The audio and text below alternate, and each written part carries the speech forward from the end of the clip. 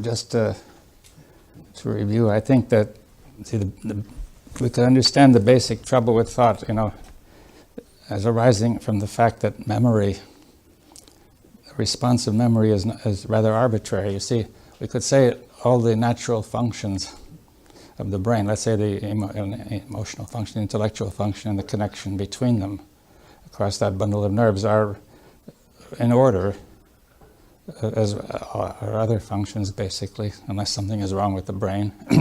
But the accumulation of strong memories, memory includes not just the picture, but all the reactions, and it might even include it includes the chemistry of the brain and the nervous system, or even apparently allergies, the ability to produce allergies. We were talking this morning, there are people with multiple personalities, and one personality has allergies and the other doesn't. So it must be on the memory, the distinction. It's like two programs, one an allergy program and the other free of it. They might be rather, I suppose, a computer, I don't know how they work exactly, but a computer, they could be more or less on the same disk, even though they produce such different functions, you see, so personality. So the memory connects up everything, you see, the physical, the chemical, the body. Also the memory of muscular action. See, some of the memory is, as it were, in the muscles, but it may not be entirely in the brain. It may be the rest of the nervous system. And these memories will all be able to associate, you see, producing conditioning. See, the memories are actually reflexes. Right? Even the memory of a picture is a reflex enabling the brain to produce a picture. And exactly as in the computer, the memory is a kind of reflex that when something happens, then a certain memory comes up and acts, right? And then it may act on something else, and so on. So I better take off this coat. It's getting warm. I'll put it here.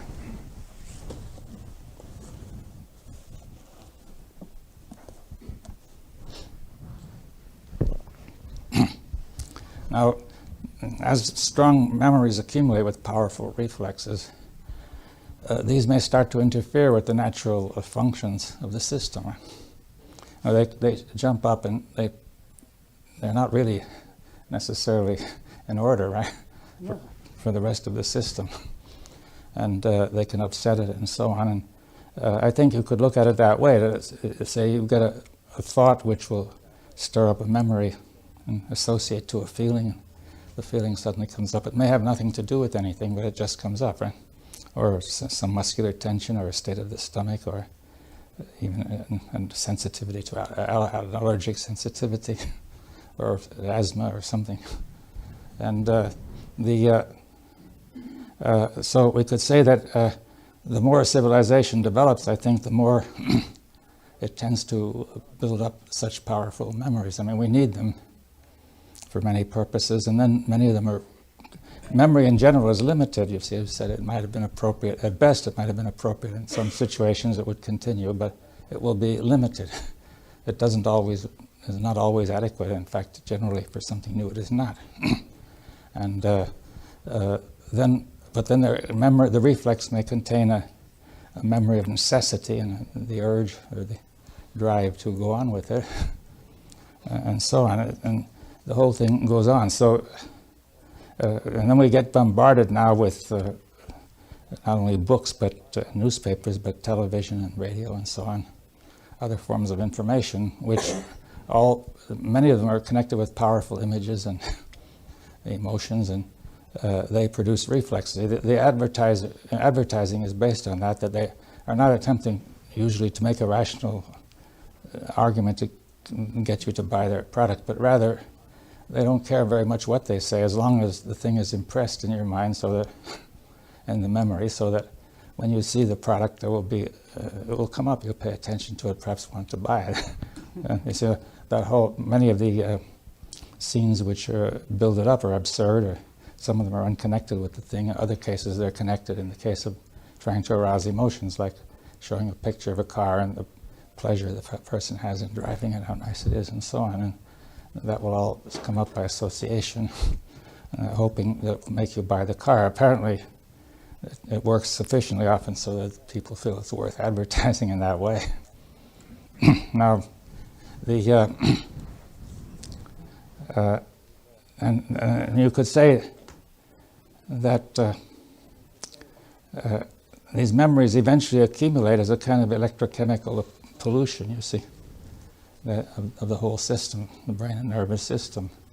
You know, just as various chemicals accumulate byproducts of what has been done in industry, and these accumulate, and and then they get in the way. You see, now some people here I see have felt they could live in the wilderness and be avoiding some of this and let the brain quiet down.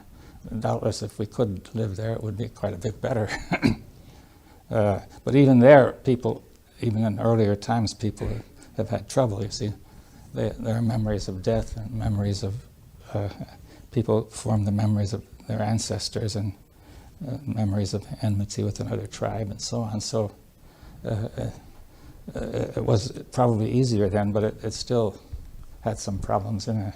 But they were not so serious as the problems we have today. So I think that's one point, that if you can see, we've said that thought produces a result and then says it didn't do it, but what actually happens is thought stirs up another reflex of memory. It doesn't know that that has happened, and that thing seems to come out independent of the thought, right? And the thought went in. The thought goes in, the thought comes out as, or it may have only, what comes out may apparently not be thought, but be muscular tension or feelings or whatever. So, I don't know if that will help to say that that's where the trouble is, really, I think, with the thought process. That really, the brain has not been set up to handle a large amount of thought. If we're going to do it, then we're going to have to pay a lot of attention to it.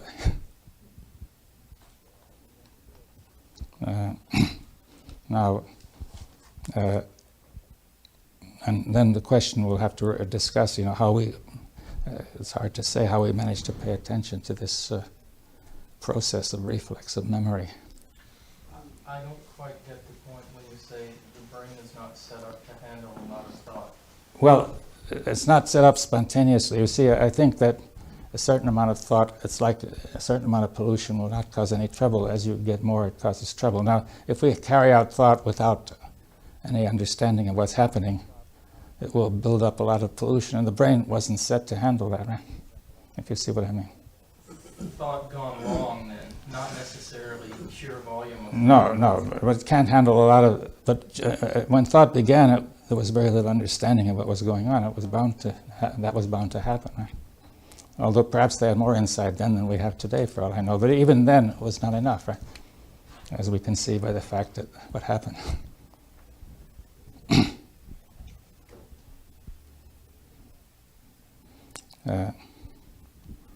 So I'm saying that thought, if thought is perfectly orderly and rational, even then it's going to establish associations which work automatically, so it's going to require attention. Because none of these rational thoughts have unlimited validity. Some of them may be quite general. For example, in science, you may have a thought which holds a long way, a system of thought, but it doesn't hold all the way, and people had the faith, in the 19th century, had the faith that it would hold forever, you see, this basic system of thought, physics, classical physics. And Lord Kelvin, one of the leading theoretical physicists of the time, said, advised young people not to go into physics as it was only a matter of the next decimal point, refinements in the next decimal point. And not long after he made this, we had the revolutions of relativity and quantum theory. And now some people today are talking about the theory of everything, which is a very similar idea, they're saying physics is going to finish, and the study of the foundations of nature is going to finish. And we will basically know, not all the detail, but we'll have to work out tremendous amounts, but we'll know basically the outline of everything, right? Now, you see, there seems to be some tendency in thought to say that, and therefore we will tend to get stuck on that line of thought. Now, in science, there's a way out of it because you find contradictions, but people have to be ready to acknowledge them. I say, but whenever there's a contradiction, it could always be accommodated within the existing system, you see. That's clear, isn't it? You can always invent a more complicated theory that would fit it. As when they had, the ancient Greeks had the thought of, the world was 7 crystal spheres, the sphere being the most perfect of figures, the circle, and heavenly matter should move in perfect circles. Earthly matter might move in complicated ways because it's highly imperfect. And that could be taken as a hypothesis, which you could explore, you see. But then people found the circles were not perfect. They made circles, epicycle circles on top of circles, and it was possible then to accommodate that. And in fact, it was very practical because it's a very convenient way of calculating these orbits, and it worked very nicely for many purposes. So it was only later, after the Middle Ages, that people began to discover things and think differently. That is, they found that the astronomical situation was not so different from what it is on the Earth. At one stage, Copernicus proposed that the whole thing could be explained by saying that instead of saying the sun goes around the Earth, by saying the Earth goes around the sun. Now that was already an overturn. It was a kind of insight. And the more and more evidence accumulated. You see, when the telescope came, you found that the other planets had satellites, and you could see that the surface of the moon was highly irregular, was highly imperfect. Many other things, and Kepler proposed the orbit was an ellipse, not a perfect circle. And many other things accumulated, saying that heavenly matter and earthly matter are not so different. So there was the fundamental assumption before that they were very different, and one would go in perfect circles and the other not.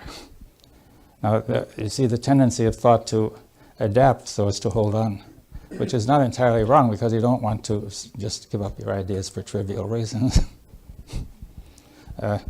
But it's a matter of the right, that it's carried too far, this holding on, right? And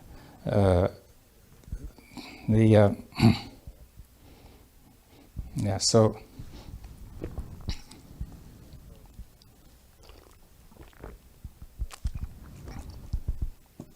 and then you have various insights which suggest the overturn of previous ideas. And see, these insights really refer to fundamental differences or similarities. That, see, if you say there's a fundamental difference of earthly and heavenly matter, you had one approach of saying they're not different, but the fundamental differences were only in the motions of the orbits. And the theory of evolution, you said there was no fundamental difference between the human species and the others, at least as far as biology is concerned. That the human species could evolve out of other species. And that enabled one to order thought in a very different way. But you see, there's a very strong tendency to hold on because there was a great deal of emotional significance in the old way. People had got used to it. It seemed to provide a solid foundation. And to a certain extent, some people felt very bad about saying that they were not very different from other animals. And people still had a sort of a feeling this couldn't be entirely right, which may have something in it. But I think that what it suggests is that we should look at all these ideas as assumptions or hypotheses, provisional, which are being tested and which hold up to a point. After a while, you have confidence in them and accept them. And then later, you're ready to question them. Well, this idea has fairly well taken hold of in science, but then it doesn't, although scientists are not always able to do it.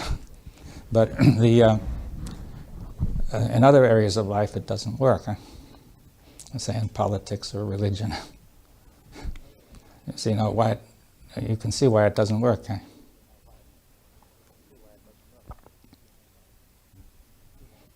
that the self is involved.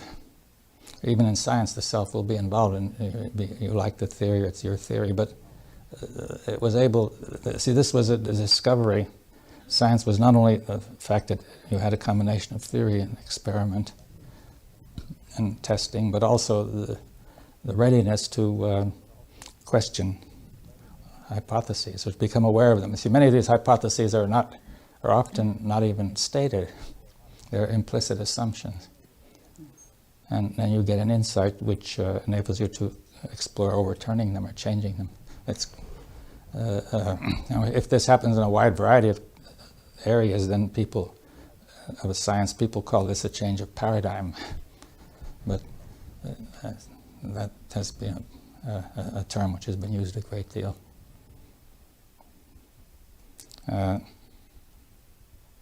Right, so what's suggested is that thought has to be looked at as to some extent provisional, incomplete, provisional. Even the best thought is that nature. And therefore assumptions that some thought is always true or absolutely necessary are questionable. And it's those assumptions which are causing the trouble. Now, those will be made about everything which we think is really very important. Right? Now, I think I just want to call attention there to that thought has to be carried out in a proper form, and thought is very subtle. Things which we think are not thought are often thought, as we've discussed already.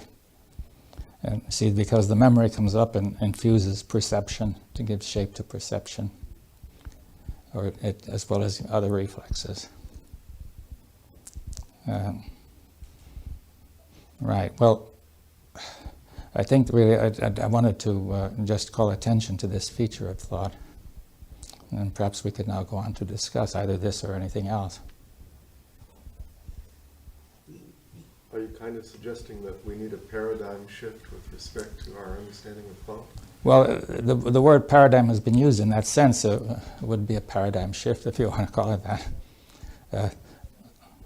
I'm not entirely favorable to that use of the word. A paradigm should mean a typical or characteristic example, but it has come to mean something more in the way people use it in the history of science. Suggestive of a singularity, the lensing still, move from this paradigm to another, still has that. What? The idea of a paradigm still seems to be, there's an A, there's a one, there's a Yeah. singularity about it, which is Yeah, inherently contradictory to what we're trying to explore. Yes, well, the paradigm has the notion of, first of all, it holds in some area, and this would hold, see, the memory holds in every area, and therefore, in that sense, it's different from a paradigm. But you can make some comparison anyway, so to say there's some similarity.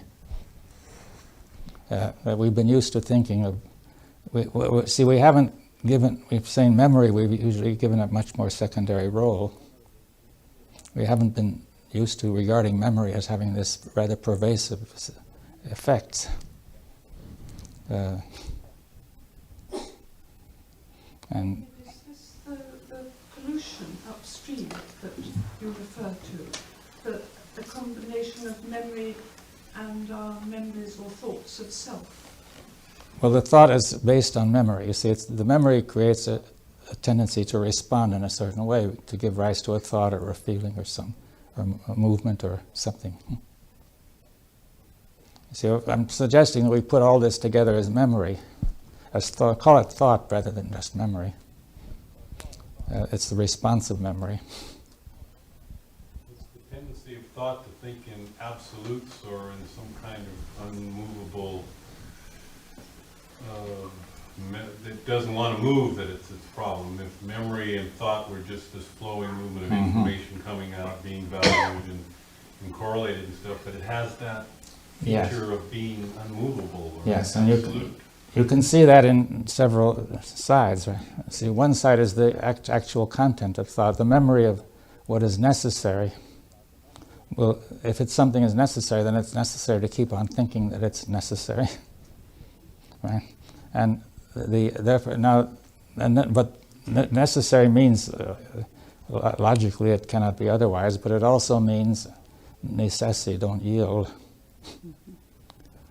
which is an attitude which goes beyond the intellect, right? Like our brains seem much more related. You talked about these scientists and their discovery, like was it Copernicus that discovered that and the church comes and says, well, either you say what you discovered isn't true, or we're going to kill you. You say, no problem. Yes, but because of the absolute necessity of the doctrines of the church, if there was a feeling that they happened to interweave the doctrines of the church, I don't remember how, with the cosmology. The problem is we're much more like the people who are the doctrinaires in our head than we are like the people who discover a new way. We have a tremendous doctrinal basis. Yeah, well, the doctrine of the self, you see. I mean, any new thought which challenges that there'll be a tendency to resist it, you see. And it's always possible to adapt older ideas, apparently, to make it fit, you see. Almost always, anyway. Could we flesh out in more detail what is the doctrine of the self? Right.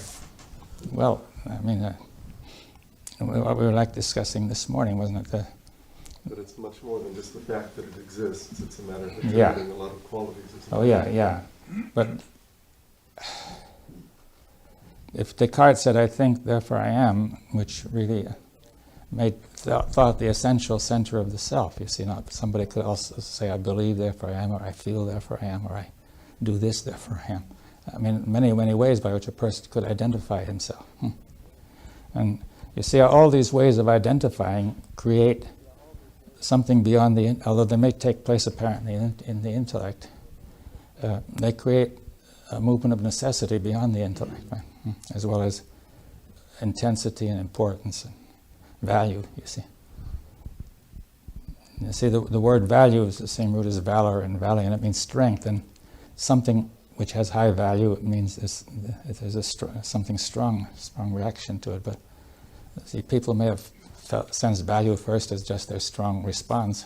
And later we put it in words, and now the words going onto the memory can produce that response, right? So all of that, see, there's this division between the intellect and the other things doesn't hold. I mean, not merely because they're connected in their correct function, but also because they're connected in a rather messy way in memory. The doctrine of the self might include the doctrine that some selves are more important than other selves. Now, eventually, yes.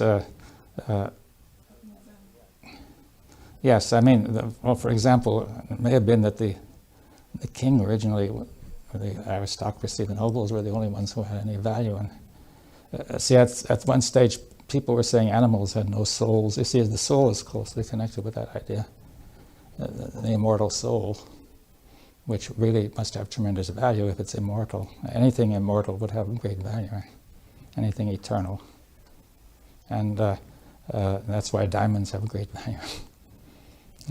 Is that an older version of the modern necessary self, would you think? What? The idea of the eternal soul, which is an old-fashioned sort of notion, maybe. Yeah, well, that was one way to ground it, saying it's eternal. You see, How we say the self is number one.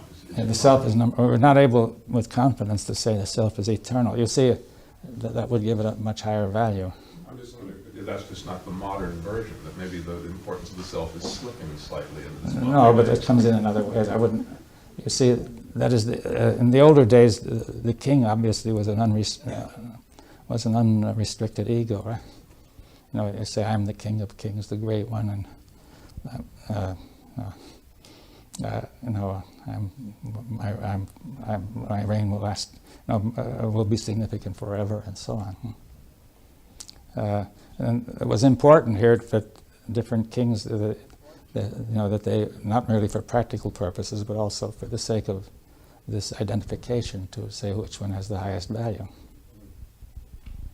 And of course they said the gods had still higher value, and eventually the one God had supreme value. But it didn't really prevent the ego from getting supreme value too.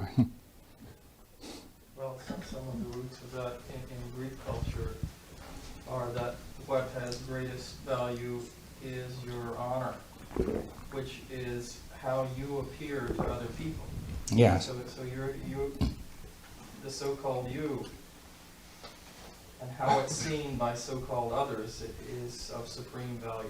And I think we've inherited that to some extent. Yes, it happens quite a bit. I mean, the way you appear in the eyes of others gives you your sense of identity and value. And without that, you may feel you haven't got anywhere. Or nothing that counts. Right? Could we sort of look at perhaps what the relationship is between the structure of thought, the movement of thought, and the self? For example, the statement you just made with respect to how man was perceived at one point or another, or a king might be perceived, that was still a function of thought. Yes. Which caused that to come about. So there was a relationship, evidently, between thought, the movement of thought, the process of thought, and the development of the self. Yes, well, that's rather hard to see. I mean, and maybe we're trying to jump in at the deep end. Doesn't it have to do with the idea that the self is the thinker? Yes, I mean, and not only the self is the thinker, but as Descartes said, the self as thinker is the essential element of the thinker is the essential element of the essence, right? You know, if I say the quintessence. So then the part of the essence of the process of thought is to impose itself or to create itself in some form that suggests that there is a thinker in thought. Yes, but I mean, in the past, though, you see, you could have said the warrior, the king, you know, is the highest, and But that was thought saying it was still thought saying it. Yes, I mean, in Descartes, it came out in the purest form, in the sense that it said, frankly said, thought is the highest. Right? But this morning you were suggesting that thought precedes self. Well, yeah, this is a difficult question. I mean, see, I don't think we should prejudge the issue about whether there is a self or not. Whether, in some sense, we exist, or it might. You see, there was the trouble is with the notion of identity, with saying that is what we are. See, if we say that is what we are, then we've got to be, has to be necessary. That takes supreme value, right? Because the self being the center, the essence of not merely your existence, but in the experience of the very young child of all existence. I mean, identity means that which is always the same. Yes. That's the same root, isn't it, as idea? Does it? I think it's, well, it's very I've forgotten what the root of idea is. Edem and Edem, I think. I'm not certain. Classical scholars. Yes, I'm not certain. I mean, I've forgotten that. I mean, I thought it might have to do with eidos or an image. But Well, ethos has to do with seeing. seeing, yeah. Either is seeing, is a word. Yeah. What? Either, the word ethos, either is the past participle. Okay. of What has been seen. Yeah. Well, that makes it right. You see, just as we would say thought is the past participle of thinking, eidos is the past participle of seeing, right? It's the memory of seeing. You have Socrates. So who said- idea is that. Idea Yeah. is something which has been seen and has been formulated. Yes, and which still acts and so on. Right. And maybe it has been distorted too. Well, it will be distorted if you give it the value of seeing. Right. You see, if you, the same is true of intellect, the past participle of intelligere. You mentioned the word aletheia this morning, and that if you look at the root of that in Greek, it's alethos, which means not stone. Not what? Not stone. Ethos is stone. Alethos means not. Yeah, that would mean say not lethargic. Huh? Not rigid. Not rigid. Oh, not rigid, yes. Not rigid. Yes. Oh, I see, that's good, yes. Yeah. That means sort of subtle and flexible. Yes. What do you say? Playful. Playful. The Mm. playful. Yeah, Alethos anthropos, would mean a man who is not rigid, and Mhm. and in Greek culture to be that is Well, power is the one who is operating with intelligent thought and not the rigid thought. it's an Yes. interesting word, Yes. because out of that also comes truth, the word truth. Yeah, the Greek word for truth is not rigid, yes. Right. You know, it means open. Mm-hmm. Playful. I've heard it translated as playful. I don't know if that's accurate, but I've read that somewhere. Well, playful is non-rigid too. Yeah. Mm. Well, playful is joyful too. Is what? It brings joy, does not Yeah. bring the pain of rigidity. Well, then can we go one step back? Yeah. And rather than talk about the self, talk about thought, and what is a thought? Because I say it, when thought sees something. Can thought see something? I know we talked about the process of thought as opposed to thought itself and the content of thought, but what is thought? Yes, well, yeah, it is a process, as we said. And I think we should perhaps try to go into it. It's a process based on memory and producing imitations of things which have been seen or experienced, or something similar to it, but obviously abstractions. And see, thought contains representations. You see, that is, there has been what is present, and it may be present again in thought.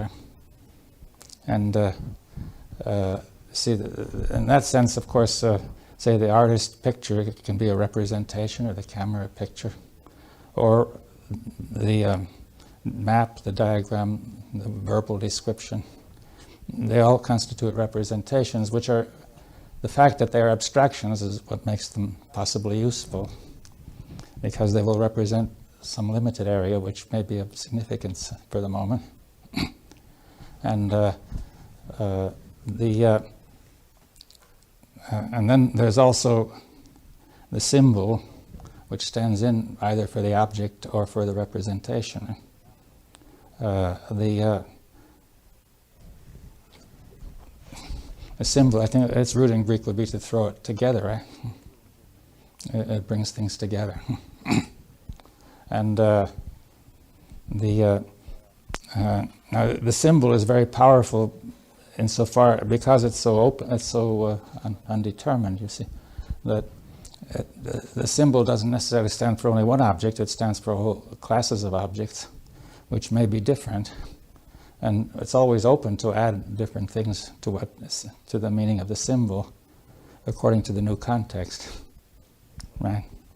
So the symbol is what allows thought to take logical form and to go to much higher levels of abstraction in the representation. We're talking about thought and not thinking, is that right? I mean, Well, we're talking yeah. about material that's been recorded in the Yes, brain yeah. and can be recalled. Yes, well, we're talking about how it functions, though. See, the symbol can be taken as a thought, or it could be taken as a function of the process to symbolize, to use symbols. Hmm? Would you expand a little on that statement that thought is pollution, or like pollution? Well, not all thought, I'm saying, but certain kinds of thought, right, which are rather the most common in our in most societies. But well, you see, you've had all sorts of experiences and words and talk and conclusions and what's necessary, what's great, you've had, some of the experiences have been painful, some have been pleasurable, some have had fear and some have had security. And this all comes up again in a similar but different form out of memory. It operates the function. And the important thing to remember is that the memory operates the function. It's not just a sort of sitting there. It's like a residue. Yes, it operates the function as the computer operates the function. It doesn't just give a record. A record is only one, a visible record is only one function that could be made, right? You mean if I remember I was afraid yesterday, and I Yeah. start to tell myself the same story that I can produce fear in the body. Is that what you're saying? Yes, if you remember something that made you have fear, you'll produce fear, or remembering something similar, or it appears to be similar. The whole style of acting. What? There's a whole style of acting. Yeah. But that when the body reacts to the image that way, as though it were real. Yes. How do you disconnect? How does one perceive the image for what it is and not as in reality? Yeah, well, we were discussing if you know that it's thinking, then you do perceive it. Let's say the actor, as you were remarking, is doing the same thing. I mean, he, in a way, is reliving the experience. He's not just sort of abstractly repeating it. But Then it's a difficult thing, because visualization techniques in healing, yeah, which seem to work very effectively in many illnesses, well, we know we're thinking, we know we're creating these visualizations, yes, and yet the body doesn't know that we're creating them. Oh, The right. body takes them to be real. yes. I mean, there's nothing wrong with that. I mean, I'm trying to say that if we never keep track of the fact that it's a memory, then we are going to be in trouble. I mean, you're aware of what you're doing. You're saying this is a responsive memory which produces in the body something similar to what might be produced by a healing impulse.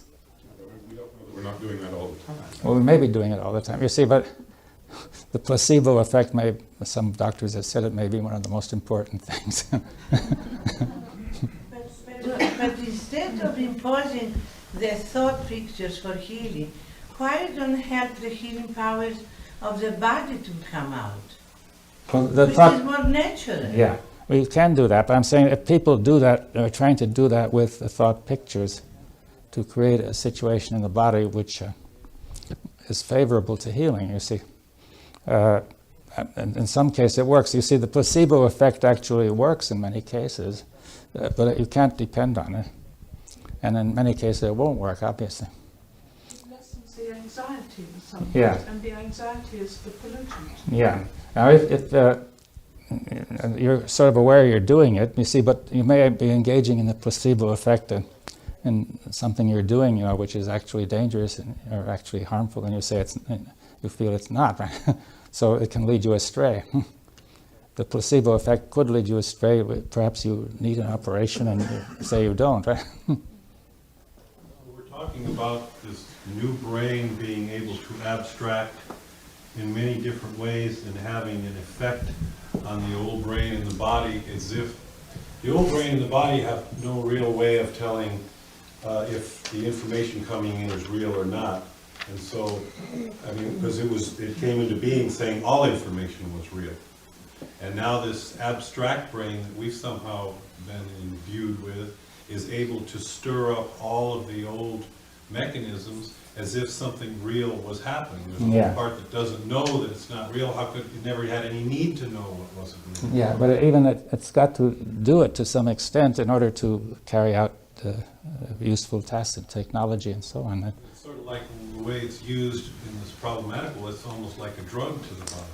Well, it can become that. You see that, in fact, in order to be able to use thought, you have to do this. Say, in learning to drive a car, you may be told all sorts of things, and you turn them into reflexes, and then the reflexes operate, and you perceive in terms of the reflex. You say, it's like red light means stop, but it doesn't mean you think it means stop, but it means stop. That you actually stop. Now you have to have those reflexes working in order to do that thing. Is that why you can drive and be thinking of something else? Yes, you see, you're depending on the reflexes to keep you going. And in most cases they'll be all right. And you see, and if you're somewhat alert, then you can see when they're not working. See, so every skill depends on something like that too, doesn't it?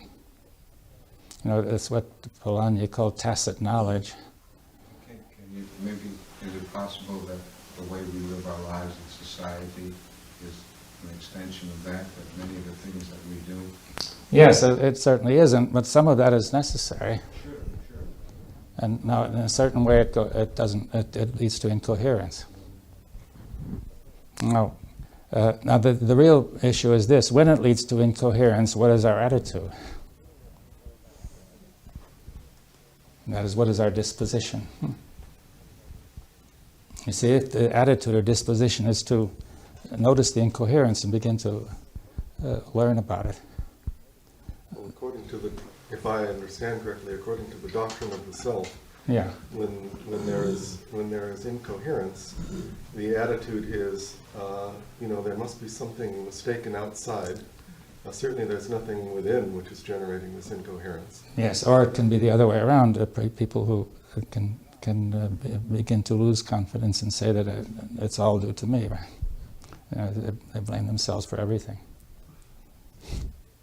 That's the counter doctrine of the self. No, but every religion generates its counter, right? I mean, Catholicism generated Protestantism, and the Counter-Reformation, right? And that came later. And again. The anti-self.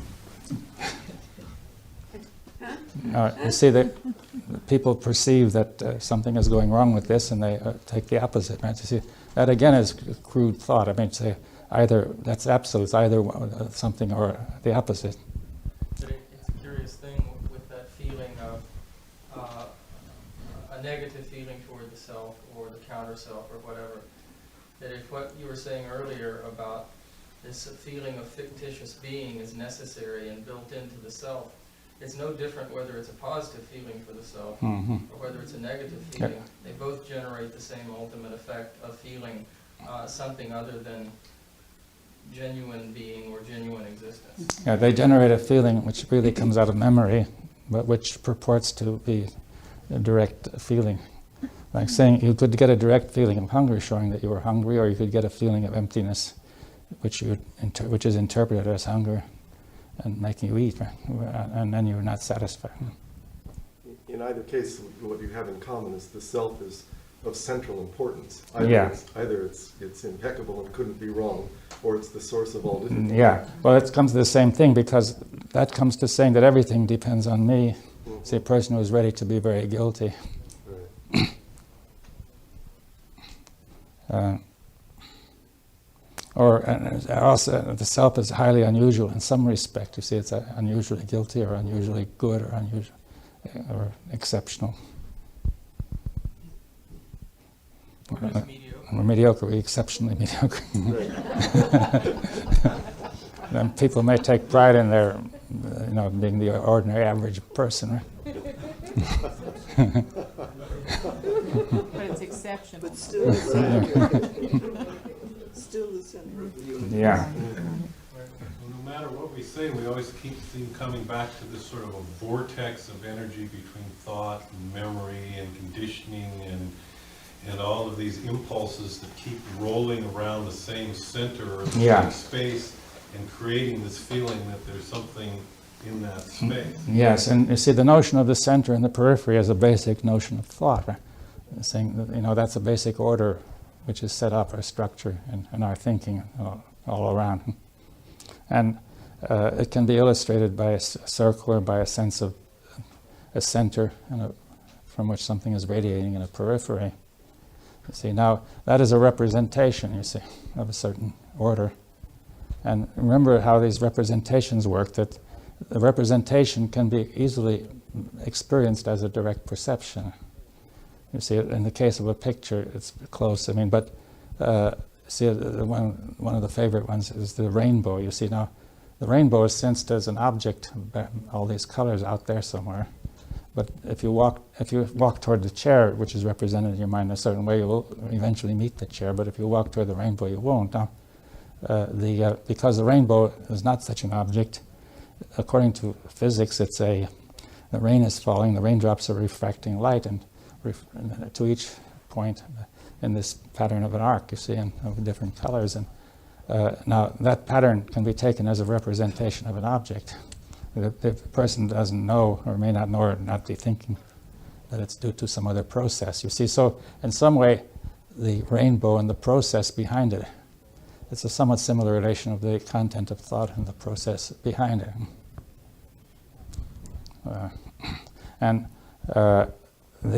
So all the different representations, such as the center and the periphery, can be experienced as being there, right? Being perceived.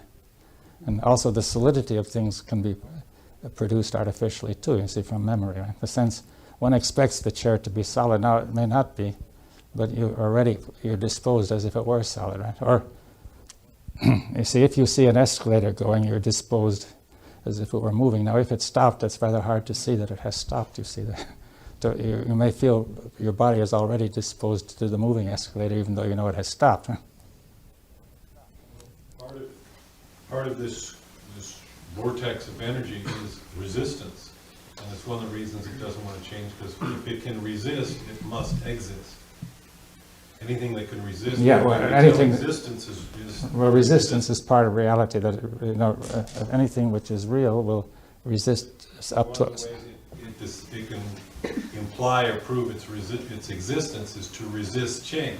Yes, and be stable. You see, otherwise it doesn't exist if it has no stability. The other way is to be a source of action and energy. Right? You keep saying, why does this thing resist change?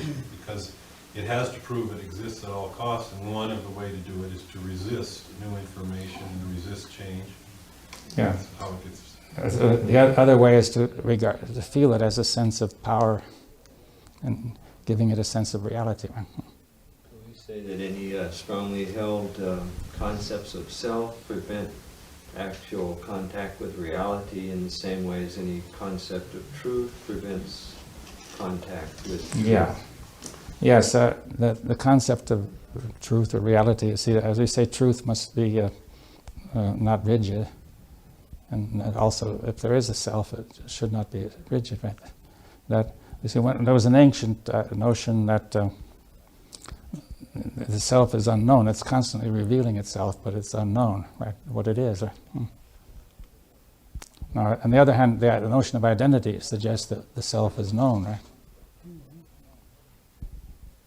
could almost say that any strongly held concept would shut off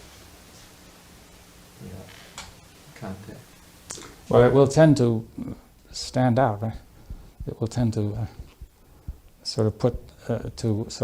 seem to be independent. If something shines out much stronger in the background, and it seems to stand by itself, right?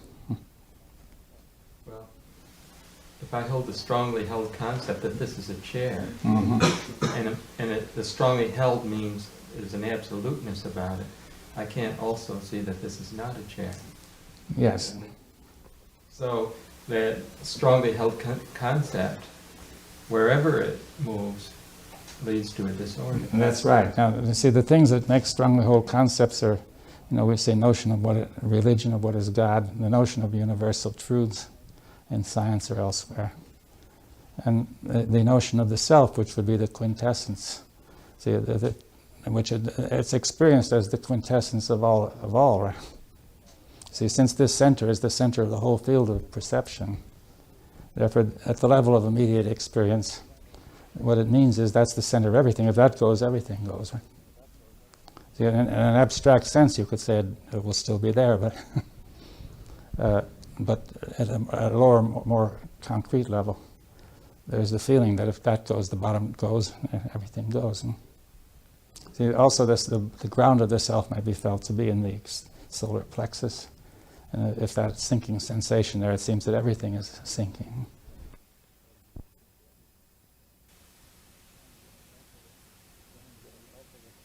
Thing goes. And see, also, the ground of the self might be felt to be in the solar plexus.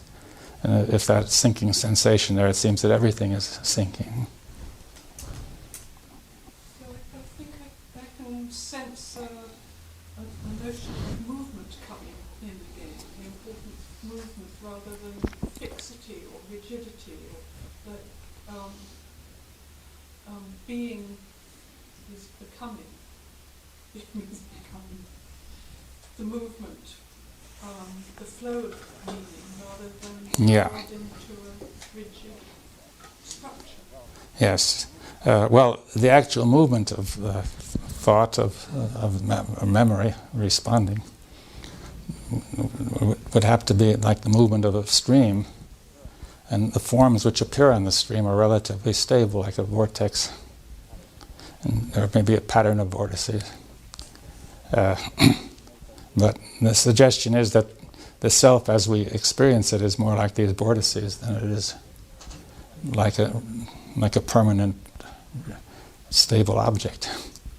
If we were to pick up on what Anna just said regarding being and becoming, I know you have more than mentioned that this aspect of becoming is a very basic aspect of what is talking.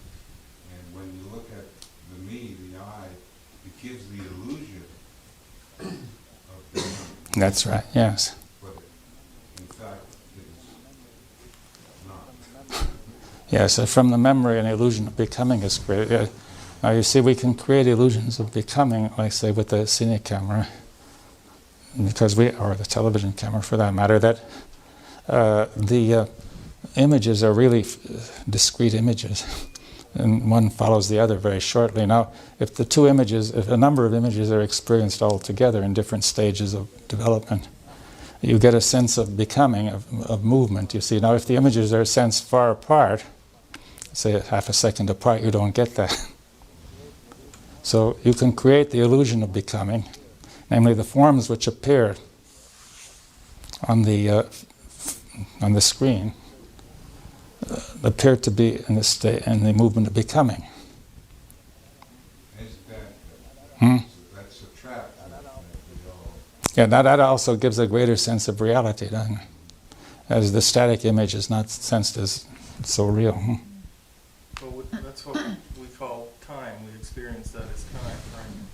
Now, we also experience time as trees growing and moving and the sun coming up and the sun going down. And then there's this other kind of time of me in perpetuity. Mm-hmm. And then they seem to get mixed up too. That's the illusion part. The me part. Yes, well, there is an actual process of becoming that underlies the me, but it isn't the process that we experience as the me, becoming. So when I say I'm going to become stronger or better, then there's a sort of an image, almost like a cine image, of becoming better, you see. It sort of starts to become better, and then it slips back and goes again, and so on. Do you see what I mean? Is part of the problem that memory, the difficulty with memory in terms of it being a pollution is that it doesn't, or this me that we're talking about, the identification with an image, is that we're not nourished in the sense of becoming more, we're not becoming more awake as it automates, as it runs the functions, the program, in the sense that it's kind of like, it's kind of runaway waste. There's no waste management, and we don't know how to remove ourselves from the waste, all this residue of thought. But this thought is not, the image, see, the content of thought is not becoming anything, but the becoming is at another level. Yeah, so the question is that couldn't even memory, I'm not sure that memory is the problem as much as identifying with the images of memory, in the sense that even memory, it seems, can revivify or awaken another kind of attention. Well, no, memory is not necessarily a problem. It's a certain confusion, so that the response of memory is confused with an independent reality, independent of thought, right? You see, and then that leads to a wrong response in the next thought, treating it as an independent reality. So thought is apparently creating something which is a problem, and then it treats it as an independent problem, and then tries to solve it. See, that's what's happening all the time in politics. Or the ecological problem is created entirely by thought. You see, by itself it would not be a problem. Now, but then when we catch up with it, we say that's an external problem.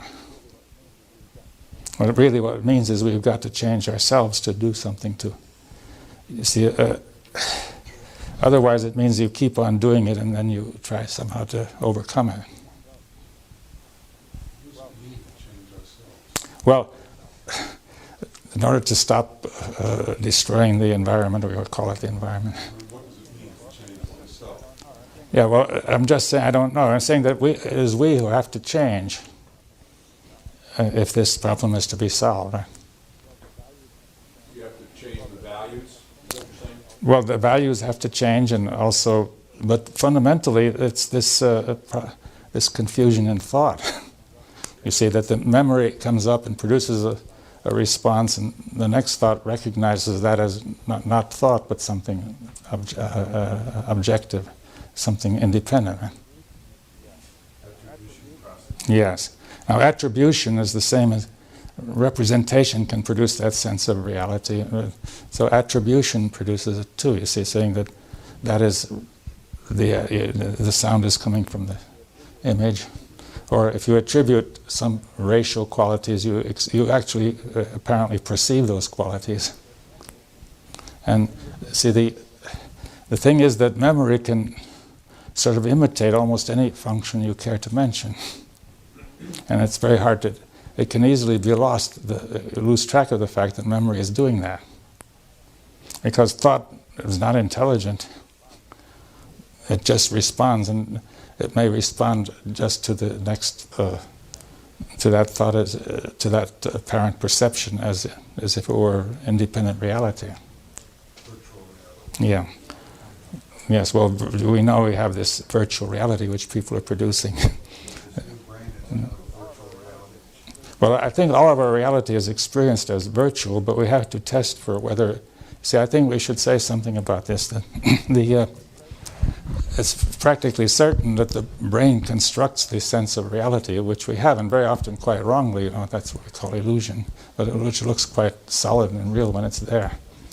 And the brain is constructing it by attribution, by representation, in various other ways, by producing sensations and that feeling of resistance, that feeling of power. See, all of that gives that sense of reality, and which we then may discover there is no ground to it, right? And then that will disorient us. So, yes, you have that sense of reality. Now, see that's the appearance, you see. Now, we say the appearance is what comes forth, really. And apparently comes forth, but actually it is being, in some sense, constructed, right? And but it also does come forth in the sense that if we just take this idea that perhaps there must be something beyond thought which is sending us information, which we say is through the senses and various other things, and the response of the whole system to that is to produce an appearance. Right? Now, what? What? Biases and skews. Yes, according to the past, right? And now we say we thought this establishes the distinction of appearance and reality, or appearance and essence, and the true being. And but that is a relative distinction. You see, we say underlying the appearance is the ground, which is its essence, its true being. And see, we have that all the time. You see, we could say if you go around a circular table, it really looks like an ellipse to the eye because it's being projected into an ellipse, right? Now, but then having gone around it quite often, or at least that it's not an ellipse because it's always changing. We all know that the thought that this is a circle will explain all those elliptical appearances, right? So we say it really is a circle, and we experience it as a circle, not as an ellipse. Then you can go further and say this circle is apparently a solid, permanent, stable object. But when it's investigated in science, we find that it's made of atoms and movement, that these atoms can sort of move faster, and when the temperature goes up, it will dissolve into gas. And at one time, this whole thing must have been formed from gas. So then you say the essence is the atom, atomic molecular structure, and the circle is an appearance. In fact, it's only because we are abstracting, our eye itself abstracts, it doesn't pick up all that. And therefore, we take the circle as an appearance, and the atoms as the essence. But then they begin to, an atom means it cannot be cut in Greek. So then not very long after atoms were demonstrated, then they were broken. Well, first into electrons, and then protons and nuclei, and then later neutrons, and then later, and so on. And then you would say these particles are the essence, and the atom is an appearance. And now they say these particles are made of quarks, and eventually they hope then to find the ultimate particles, which will explain everything. They say we will have the theory of everything, you see. But the atoms were thought to be the theory of everything too. But they say, well, no, in those days they were ignorant of the real situation. We know better, right? So the theory is considered to be the most prime, basic thing, and we're trying to get reality or nature to fit into the theory. Well, that's the only way you can think. You see, you have to see. This is a valid use of thought. Now, the word theory, again in Greek, the same root as theater. It means to view, right? To look at. You could say theory is a theater of the mind. Now, there are two ways. One view is to say theory is truth once it's proved. Or the other view is to say no. It's a kind of theater which gives you insight. So just as in a theater, in a play, you have things going on which are only appearances, but they give you an insight into something else. But to hold to a theory and keep changing the perception of the natural order in order to try to fit into theory is one of the same things in science as what we do in psychology. Well, yes, well, you see, as long as you know you're doing it, you see, I think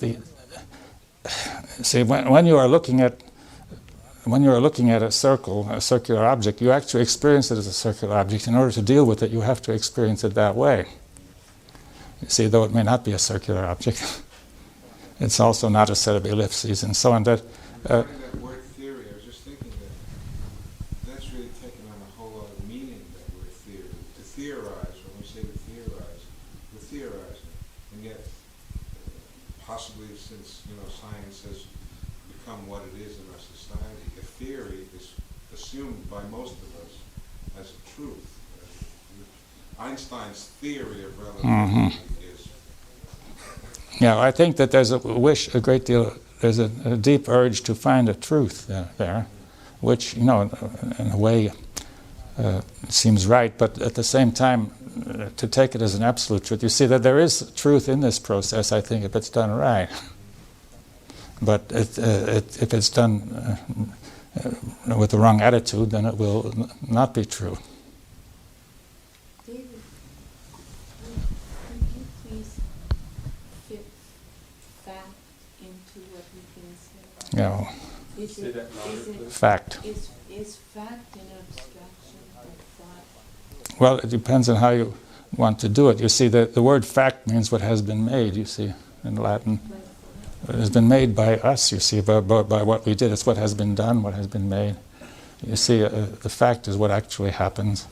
And to a certain extent, the fact is made, you see, because we have to abstract. Every fact is abstracted from a vast context. But is it correct, you see? Is our abstraction correct? You see, that this we could also say about appearances. Appearances, we tend to, if you say it's only an appearance, you tend to dismiss it.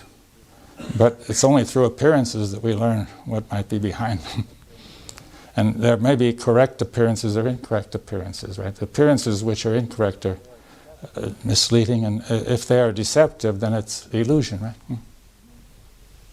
But what I have trouble with is when people use the word fact, it sounds rigid, it sounds firm, and I don't know where this is coming from. No, you have to establish a fact, you see. Isn't that clear? Many facts are so obvious that you don't bother to establish them, but a fact should really be established, made stable. You see, the first appearance of the thing may not be a fact. You say, I saw something, but it may not be so. Huh? And therefore, if you want to get a firm fact, it has to be established by various ways.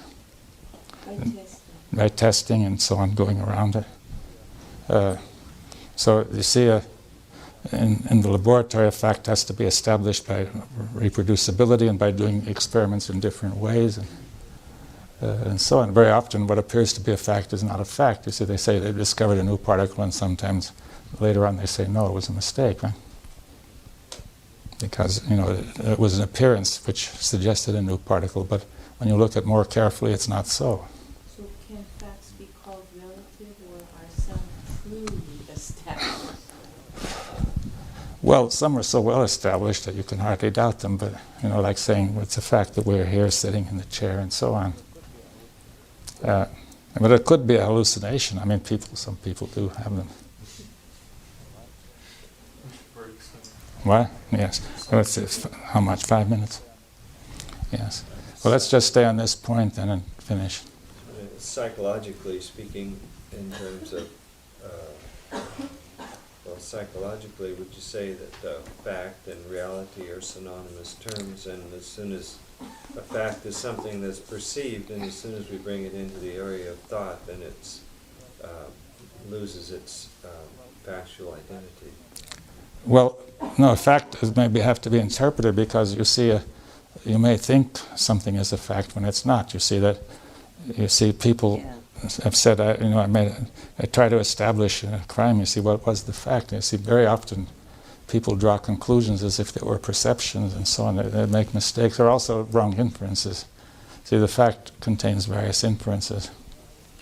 Can you ever have a fact outside of thought? With the help of thought. I think the way I would use the word fact, it's up to us to some extent to decide how to use these words, to try to do them coherently. Right? Now, the way I would use the word fact is that thought enters into establishing it, perception enters into it, and thought. Right? But the way it's commonly used is that a great deal of thought may be necessary to establish a fact, in some cases. This may not be along the lines that we're talking about it now, but I remember reading Krishnamurti talks about remain with the fact. And then at another point, I think I remember him saying something like, remaining with the fact is the ending of the fact. Well, that's psychologically. You see, if you remain with the fact of, the sun shining, or say that an eclipse occurred or something, it won't go, right? It's not so clear. What? Yeah, I think this is just something about thinking. Okay, here's a chair. Mm-hmm. We'd say that's a fact. But if you remain with that, you'll lose the chair. Well, that's psychological. You'll still be sitting in it. It hasn't gone away. But the fact of chair as a thought process may be... That may go. That may go, and then there would be something else. But the word fact also generally refers to, it's the thing to which the thought refers. You see, a fact which didn't refer to something wouldn't be taken as a fact. Right? And if it were merely, unless it's the fact about thought, which is also something. Now, you see, I think that the fact about thought is such that if you have incoherence or confusion in thought, then remaining with that will make it go. Because whenever you can clearly see that something is incoherent, it goes, doesn't it? As a thought process is not malicious, and it appears at times to be malicious, keeping you onward with thoughts that are stupid and so on. But we're trying to understand why that happens. But I'd say there is a possible thought process which is healthier and doesn't do that, right? That therefore, if you see, for example, this is a favorite example, if you thought you were going north when you're going south and you suddenly see it, you don't insist that you're going north. You see, it's a fact that you thought you were going south, but north is that in fact you were going the other way. And that is a fact that you will establish by seeing some inconsistency in what's happening between the thought that it is you're going north and what actually happens. You see. Again, it seems to come back to this whole disposition to incoherence. Yes. That if one has the willingness to, face incoherence or contradiction or paradox. Yeah, but you see that's what means staying with it means, doesn't it? You see, to stay with it sufficiently to see that it is not coherent. And to see deeply that it's not coherent. You see, you may see on a certain level it's not coherent, but there may be more memories which are impelling the thought onward anyway. Cycle. Like tasting the soup. I mean, if you talk about the brain it gets overloaded with all these thoughts that accumulate, or as we talk in the dialogue. I mean, all the things we contribute, that the way that thought becomes more self-regulating is in the tasting of what, the tasting of it, remaining with the fact, to actually taste. Yeah, well, to be perceiving, to be either in sensory contact with it, or there's a kind of perception through the mind, which is to be sensitive to incoherence and to relationship and so on. That is. Is it where we get into a bit of difficulty when we try and describe the self, because we try and treat the self as a fact, and we end up with self-image? Yes, well, what can we establish the self as a fact? You see, that we may think that it has been. See, all these are attempts to establish the fact, identification, saying I'm this, I'm that, I'm that. And the fact won't stay fixed. You see, it won't stay stable, and you have to do it again and again. Yeah, I think we should. What? Well, there's just a strange little experiment that a lot of people have done as children, and it seems stupid to think of it as an adult, but maybe it's not so stupid, and that is, if you don't just glance at yourself in the mirror, but if you stare at yourself in the mirror for a prolonged period of time, some very strange things happen. What happens? Well, your sense of who you are begins to weaken, and there's more there than you see on first glance, or something different from something more or different, or both. And I see. The sense of identification doesn't necessarily disappear, but it certainly goes through an alteration. And you see this often with children, but when you get older, it seems a bit... Well, you don't do it. Yeah, but it's clear that if you look carefully at yourself, you will see something which... you will see your body or your expression or something which is different from the image that thought has projected, you see, from the representation. Exactly that. And that begins to shake the self-image. Right? Exactly. Maybe this whole process can continue because it's not really looked at. This whole business of thought deceiving itself and covering it up. So as long as things are sort of looked at with a glance, yes, it's still all there. That's stable. right. But when you do start to go into it and look at it, it may break up. Yes, well, that means staying with it. See, one point is to say we've got to establish a fact and stay with it long enough to establish it. In science, that means, being careful of doing the experiments in different ways and so on, and different people doing it. And then but you see, it's like this. This would be an attempt through the senses to establish the fact of the self, but you find it doesn't, you see. See, this is the case when you have a wrong theory, then you find that the attempts to establish this fact fail. It gets confused. That's what has the tendency to formulate a conclusion and then stay there in a static. Yes. And likes that, has that tendency to formulate a conclusion and stay there comfortable with a conclusion. Yes, well, it jumps to a conclusion. See, it doesn't come to a conclusion as a necessary chain of inference, but it jumps to a conclusion which will give a greater sense of pleasure or security or something. Yes.